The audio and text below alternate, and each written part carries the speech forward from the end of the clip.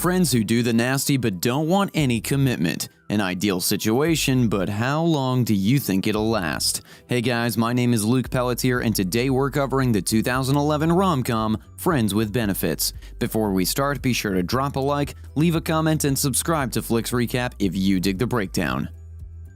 And, as a disclaimer, this video includes my own personal commentary and analysis. It's not a substitute for the film itself. Links to purchase the film are in the description below. Let's get to it. The movie starts with Dylan giving inputs on the website his team has just worked on, but gets a phone call in the middle of it where we meet Jamie, who looks like they're on a call with each other, but later we find out that they're talking to their significant others. Once they meet up with their dates, they get dumped and told that they have too many issues to be with. They both walk away from their breakups, vowing to take a break from the dating scene for a while. Next, we see Dylan on a flight to New York, while Jamie is getting dressed in her car to pick somebody up for her job as a headhunter. Jamie gets to the airport and has her sign blown by the wind. Jamie tries to catch it on the baggage conveyor where Dylan gets to it first, and so the two meet. During their drive, Jamie tries to sell Dylan on the idea of working for GQ, but Dylan isn't biting. They get to the GQ office where Jamie tells Dylan she'll wait on him until he finishes with his interview. It's nighttime when Dylan finishes, and he heads out to find Jamie sticking true to her word. Jamie sends Dylan GQ's offer, saying that the offer expires at midnight. Dylan is still not sure of moving to New York for the job. Jamie says that she wouldn't either, but for New York, she would. Jamie then decides to sell Dylan on the allure of New York and gives him a realistic tour of the city. During the tour, Dylan gets to meet Shaun White and goes to the top of a high-rise building illegally where they talk about Dylan's family life. Jamie then takes Dylan to Times Square to witness and be a part of a flash mob. Dylan enjoys it and tells Jamie that he's sold and he'll take the job. Dylan makes his move to New York and has his first day working at GQ. There we meet Tommy, the company's sports editor, who welcomes him the most. Jamie comes to Dylan's office to have him sign the contract. After signing, Dylan asks Jamie if she knows a place he can get some lunch. Jamie trolls Dylan asking if it's a date, making Dylan self-conscious. Jamie cuts the bit and tells him it's her treat. At lunch, they get to talk about their exes and how they've both been told that they're damaged goods emotionally.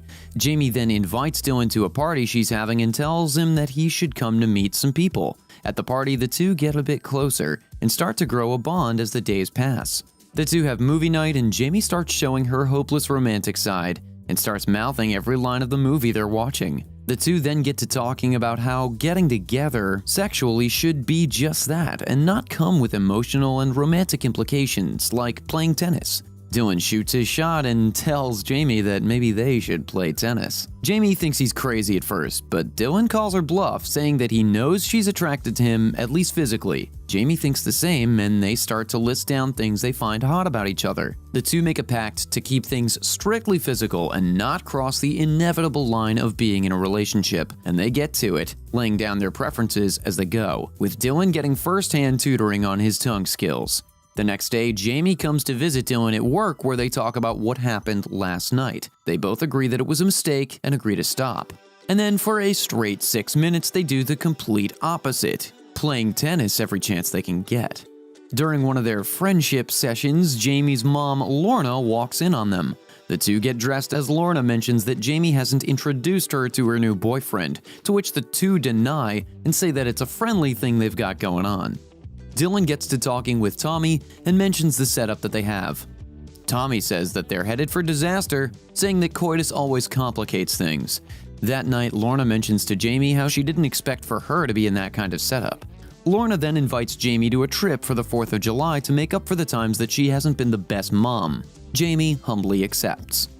After another session, the two mutually decide to bookend their setup, saying they're both ready for something serious and applaud themselves for getting through it without any BS. The two head to a park where each of them try to point to a stranger that they might like. Jamie fails in finding Dylan a catch, but Dylan finds the perfect one for Jamie. Jamie approaches the guy named Parker and scores a date with him. Cue the montage of dates that seem like Parker and Jamie are the perfect match. On one of them, Jamie mentions that she has a 5-date rule before he lets the guy hit the home run. Parker says it's fine by saying that she's worth the wait. Dylan, on the other hand, decides that he should start mingling as well, seeing that Jamie is totally hitting it off with Parker. Jamie and Parker get to their 5th date and, as promised, Jamie lets Parker shoot his shot. Meanwhile, Dylan isn't so lucky with his lady.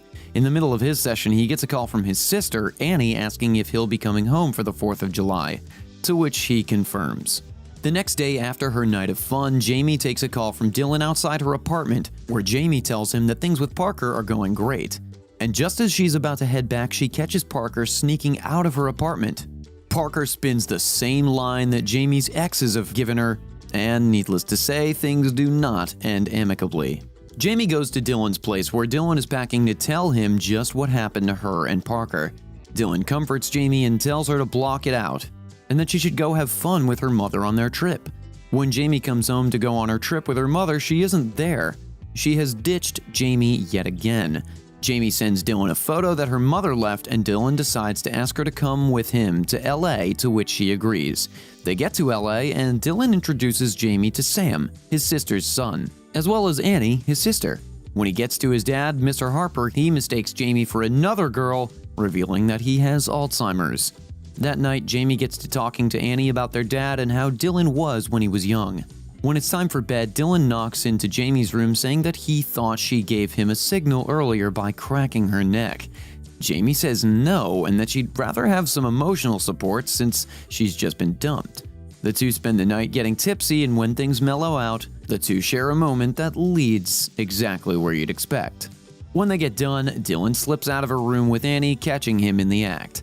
The next day at breakfast, Jamie starts to take care of Dylan, which makes Dylan's family members know what's up between the two. At dinner, Jamie and Dylan start to tease each other, which makes them look even more like a couple. Mr. Harper then gets an episode of his illness asking where his wife is, who had actually left them a long time ago. The next day, Jamie and Dylan hike up the Hollywood sign. Jamie takes it a step further and actually jumps the fence and gets on top of one of the letters of the sign. There, Jamie asks why Dylan never mentioned his parents to her ever. Dylan replies by saying that he can't handle the look of pity people give him when they realize his father has an illness or what happened to his mom. Jamie tries to talk about what happened to them, and Dylan is quick to downplay it, saying it was just a casual thing that happened, which obviously destroys Jamie without him knowing. The police then come to get them off the sign. Jamie jumps off while Dylan is frozen there, saying that he's afraid of heights. In the end, Dylan has to be airlifted and gets featured on the news for everyone to see. At home, Annie is trying to get Dylan to admit that he has feelings for Jamie, which he immediately shuts down and tries to walk away from the conversation. Annie pursues Dylan and keeps questioning him, not knowing that Jamie is there with them. Dylan starts listing off reasons why Jamie isn't his type, saying all the things Jamie's exes have told her before. Jamie hears all of this and makes an excuse to leave that night. The whole family tries to get her to stay, but she's obviously in her feelings and chooses to leave. Back in New York, Jamie is giving Dylan the silent treatment, and Jamie welcomes back her mom after ditching her. At work, Jamie gets a call with a client saying that they want Dylan to work for them. Meanwhile, Dylan is still trying to get a hold of Jamie, who's not picking up his calls, which is when he remembers the spot Jamie goes to when she needs a break from her chaotic life. Dylan finds Jamie on the roof of a building where Jamie makes it known that she heard Dylan's conversation with Annie. The two argue because Dylan still doesn't get the fact that Jamie doesn't see him as just a friend anymore. The next day, Jamie gets a call from her boss saying that the client she spoke to about Dylan directly contacted Dylan to get him on board. Jamie goes to find Dylan, who's at a photo shoot. When Jamie gets there and confronts Dylan, he gets petty, throwing back at Jamie all the things she said when they were on the roof. That night, Dylan hashes out the details on what time he has to pick up their dad with Annie. While Jamie's mom tries to get Jamie out of the stereotypical fairy tale she has in her head because it's not meant for her. Dylan picks up his dad from the airport, who says he's starving when they meet. Dylan tries to find them a seat at a restaurant, only to come back to his dad, who is having another one of his episodes, and takes off his pants in the middle of a restaurant and finds himself a seat. Dylan pauses as everybody is staring at his dad, and decides to join his dad in taking off his pants too. While eating, Mr. Harper calls out to a girl saying the name of another girl he met in the Navy.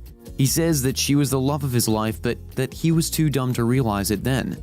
He then gives Dylan some fatherly advice to not make the same mistake that he did, that if he ever has a person he can't live without, he shouldn't waste time and tell them right away. Dylan gets a plan together with the help of his dad and Tommy, who helps them get around the New York traffic with his boat. Dylan gets everything set up before he leaves his dad with Dave, who's there to look after him. Next, we see Jamie at Grand Central Terminal on the phone with her mom, who she's supposed to meet up with. A flash mob starts up where her mom reveals all of this as part of Dylan's plan. Dylan pours his heart out and Jamie gets her fairy tale ending the way she always dreamed of. There were highs and lows, ups and downs, laughs and crying, and in the end, everybody gets a little something that they want. But what did you guys think? Let me know in the comments below. And of course, be sure to like the video and subscribe to the channel so you don't miss the next recap. Until next time.